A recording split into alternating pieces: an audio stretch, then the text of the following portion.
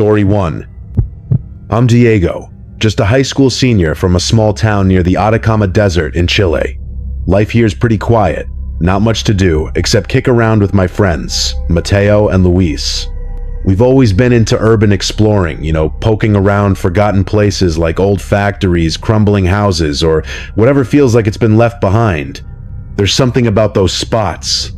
The silence, the dust, the way time just stops, that pulls you in. Mateo's the one who always finds the weirdest locations. He's quiet, kind of intense, and half the time I don't even ask where he gets his info. He just shows up with a pin on a map and that look in his eyes, and we're already hooked. About a month ago, he sent us a screenshot from this shady social media account. Low followers, grainy photos, and a bunch of creepy comments. The post was about abandoned mine shafts deep in the Atacama, with a caption like, "Hidden in the desert if you know where to look." Mateo said he'd been messaging the account, and whoever ran it gave him some coordinates. That was all he needed. He was obsessed, talking about it non-stop, and honestly, his excitement was contagious. So, that Saturday, it was just me, Mateo, and Luis. I've got this old pickup truck, perfect for off-road, so we piled in and headed out. We didn't have an address, just a general area in the middle of nowhere. The Atacama's brutal. Endless stretches of sand and rock, no trees, no water, nothing but heat and quiet. We turned off the main road maybe an hour back, and the dirt path we were on barely looked like a path at all. It felt like we were driving into a void. Luis was in the back, already annoyed, saying we were wasting time, that Mateo got played by some troll online. Mateo just stared out the window, muttering that we'd find it. He's stubborn like that, and I figured we'd humor him a bit longer. We drove for hours, the sun beating down, my phone long out of service. No landmarks, no signs, just the same empty desert. I kept glancing at Mateo, wondering if he really knew what he was doing. It's not like I was scared, but there's this feeling out there, like the desert's watching you, like it knows you don't belong. Just when Luis was about to lose it and I was ready to turn back, he pointed to the right. At first, it looked like nothing, just more rocks. But as we got closer, we saw it. A half-collapsed wooden structure, built into a low hill. The entrance was partly caved in, but behind the broken beams, there was a dark hole. It wasn't big, but it was definitely man-made. A mine shaft, just like Mateo said. He didn't say anything at first, just pulled out his phone, marked the spot on his offline map, and gave Luis this smug, "Told you." Luis rolled his eyes, saying it was dumb luck, but even I had to admit it was wild. We'd been driving in circles in the middle of nowhere, and somehow, we found it. I parked the truck on a flat patch of dirt, maybe 20 yards from the entrance. We climbed out, the air hot and still, and just stood there, staring at that dark hole.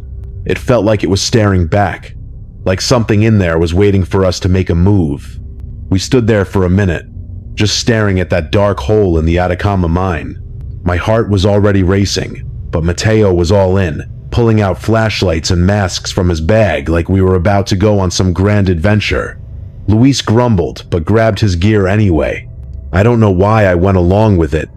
Maybe it was the thrill. Maybe I didn't want to look like a coward. Mateo tossed a rock into the shaft, and we waited. A few seconds later, it clanged. Once, twice, 3 times. Then nothing. It was deep. Real deep. Mateo looked back and said, half joking, if we tripped, we were done for. We started down the shaft, sloping steep but not straight down, so we could walk, careful not to slip on the loose dirt.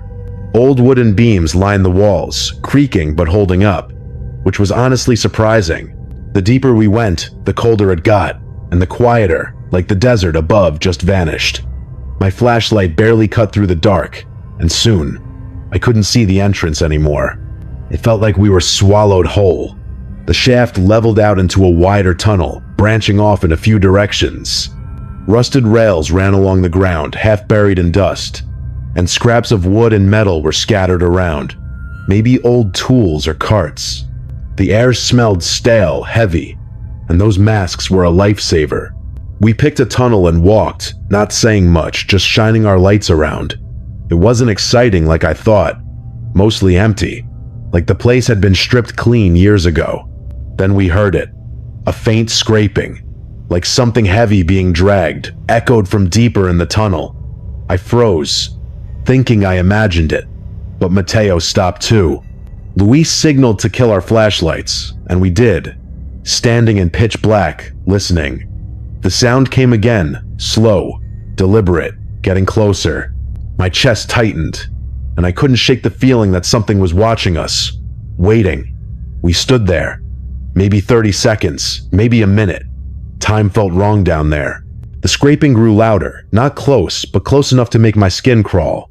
Then Luis fumbled, his flashlight flicking on and off for a split second. I wanted to scream at him. The scraping stopped. Dead silence. Then, a loud metallic clang, like something heavy dropped.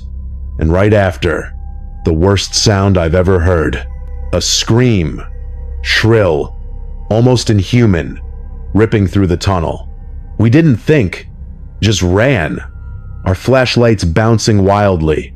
I was in the back, heart pounding, hearing footsteps behind me. Not ours, something else. I tripped, my shoe catching on a beam, and it came off. Pain shot through my foot, but I kept going, half limping, splinters stabbing me with every step. Mateo and Luis were ahead, scrambling up the incline. Climbing that slope barefoot was torture, but the adrenaline kept me moving. When I finally stumbled out into the desert air, my foot was wrecked. Luis and Mateo had to drag me to the truck. Luis jumped in the driver's seat, and we peeled out, dust flying, not looking back. We didn't talk the whole way to the hospital. My foot needed a tetanus shot and days to heal.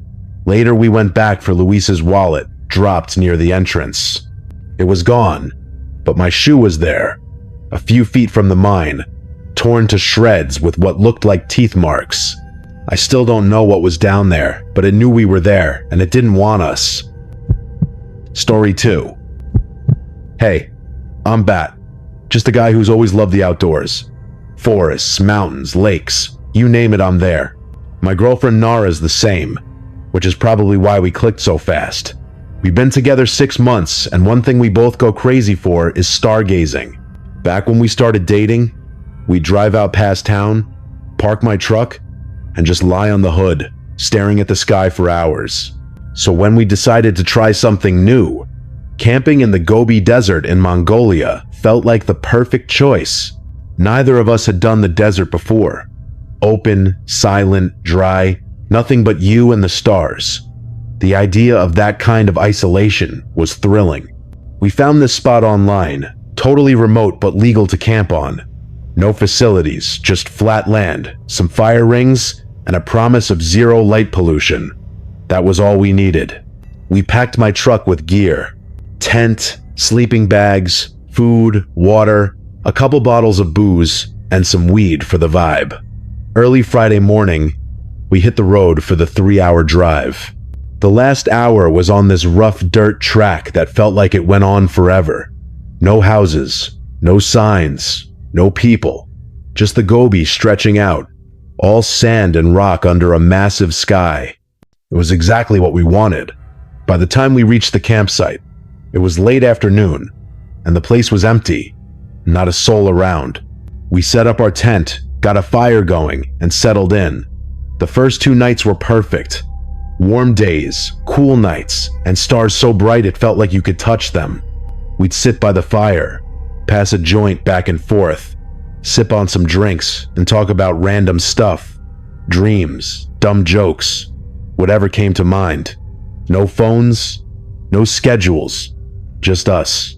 We'd lie back on a blanket, pointing out constellations, feeling like the only 2 people in the world. It was freeing, like the desert stripped away everything else. Sure, we fooled around in the tent a bit, part of the fun, right? But both nights, something weird happened. Way out in the distance, we heard this low, drawn-out sound, like a howl or a moan. It didn't sound human, more like an animal, but it was hard to pin down. The first night, Nara looked at me like, "You hear that?" I nodded, but we laughed it off. "Probably a wolf or some desert critter," I said. She agreed, and we let it go. The second night, it happened again. Same time, same eerie sound, faint but unmistakable. We chalked it up to wildlife. There's all kinds of stuff out here we're not used to. It was unsettling, no doubt, but we weren't about to let it ruin our trip. The Gobi's huge, and we were so far from anything it felt like whatever was out there couldn't touch us. Still, I couldn't shake this feeling, like the desert wasn't as empty as it seemed. It's hard to explain, but even with Nara next to me, there was this sense of being watched, like something was out there, just beyond the firelight, waiting. I didn't say it out loud. I didn't want to freak her out, but I kept my ears open, listening to the silence, wondering what else was sharing the desert with us. I woke up on the third night to a sound I couldn't place at first, just faint crunches, like someone stepping slowly over the dry Gobi dirt outside our tent. My eyes snapped open, heart already pounding. It wasn't an animal. The steps were too steady, too deliberate. I held my breath listening, frozen in the sleeping bag next to Nara. I wanted to grab the flashlight, wake her up, yell, anything, but my body wouldn't move. The steps stopped a few feet from the tent, and then nothing. Just silence, heavy and suffocating. I stared at the tent ceiling, barely blinking, waiting for another sound, praying whatever it was would leave. The desert felt like it was holding its breath with me, and that feeling of being watched, the one I'd brushed off before, was now screaming in my head. Then, out of nowhere, a sharp flick, like a lighter. A small orange glow appeared through the tent fabric, maybe waist high, a few feet away. Whoever was out there held it steady for a moment, then started waving it slowly, like they were taunting us. My stomach dropped. I couldn't move, couldn't breathe, just watch that flickering light. Then the glow got bigger, way bigger, like they'd lit something. A torch, maybe. Before I could process it, I heard a dull thump, like they dropped it on the ground. A second later, the tent lit up, and heat hit fast, way too fast. The fire was spreading. That snapped me out of it. I shook Nara awake, and she saw the flames instantly. We didn't talk, just started grabbing our stuff, throwing it out of the tent, sleeping bags, clothes, whatever we could reach. I'm not even sure we got everything. We scrambled out as the fire ate through half the tent. Nara grabbed a water jug and dumped it on the flames, while I stomped out what I could. Somehow, we got it under control, but the tent was ruined, and the air smelled like burnt fabric and panic. I grabbed the flashlight, scanning the darkness around us, looking for whoever did this. Nothing. No one. Just the endless Gobi, silent and dark. Nara started shoving our stuff into a pile, and I joined her, hands shaking. We grabbed what we could and started speed walking, hoping we were heading toward the truck. It was pitch black. No landmarks, no stars through the clouds.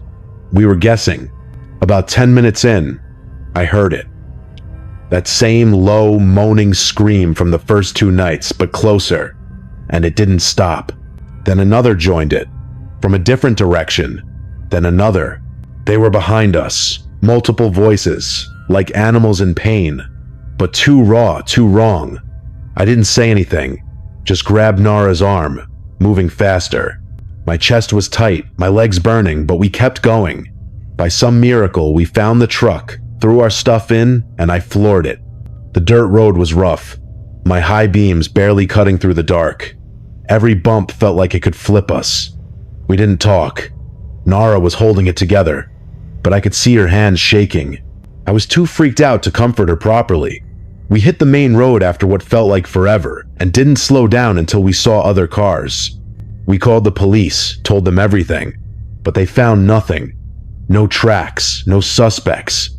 All I know is, if I'd slept deeper that night, we might not have made it out of the Gobi. Something was out there, and it wanted us gone. Story 3. Hey, I'm Javier. Just a guy from a small town near the Sonoran Desert in Mexico. I've lived here my whole life, and while things are pretty chill, there's always been this one thing nagging at me. My mom, Rosa. She's great, don't get me wrong, but there's something about her past that feels off. She was born in a border town, somewhere up near Texas, and moved to Mexico alone for college. That's where she met my dad, settled down, and built a life. But anything before that, it's like a black hole. She never talks about it. Not her childhood, not her family, nothing. Growing up, I'd ask questions, and she'd just laugh, change the subject, or throw out some vague joke. My dad used to say it was because of some old trauma, and as a kid, I bought it. Why wouldn't I? But as I got older, I started noticing how good she was at dodging those conversations, like it was a skill she'd perfected. It's not like I'm suspicious in a bad way, but it's weird, you know? There's this feeling she's hiding something big. What I do know is patchy. She grew up in a rough border town, not exactly a postcard destination. She'd sometimes joke that her dad's side of the family were politicians, and her mom's side were crooks, but she couldn't tell which was which. I thought it was just her being cynical about politics, but now I wonder if there was more to it. Her dad worked for the government. Something vague. She never got specific. Her mom? Never mentioned. Not once. The only other clue I've got is a name. M. I heard it when I was maybe 10. Waking up in the middle of the night to use the bathroom. I passed the living room and heard Mom talking quietly on the phone. I don't speak much Spanish, but she kept saying M over and over, like she was talking about someone, not to them. It was dark, and even though I knew it was just her, kid me was spooked. I flipped on the light, and she didn't jump or yell. She just froze, gave me this look I'd never seen before, like she'd been caught. She hung up fast and told me to go back to bed.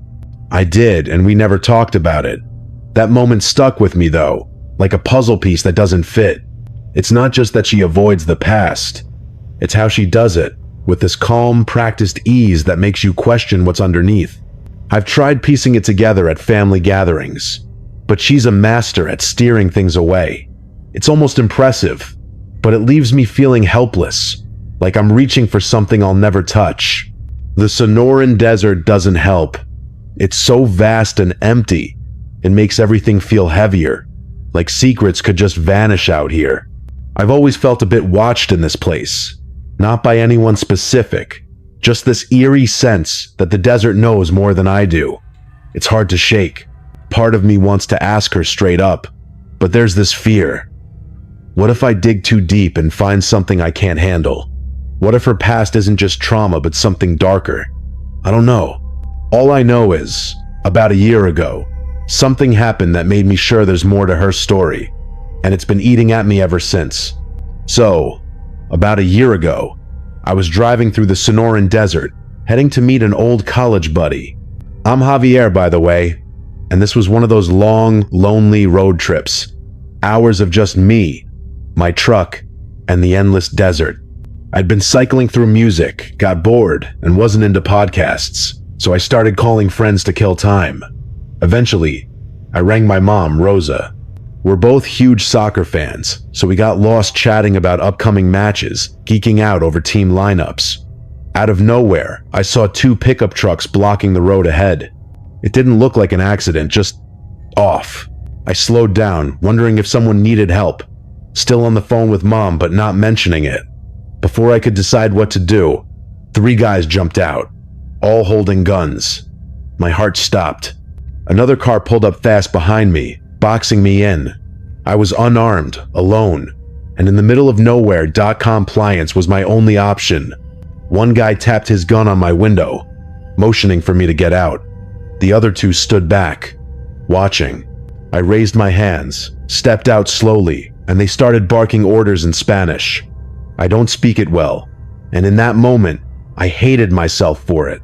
I felt so helpless, like I was failing just by not understanding.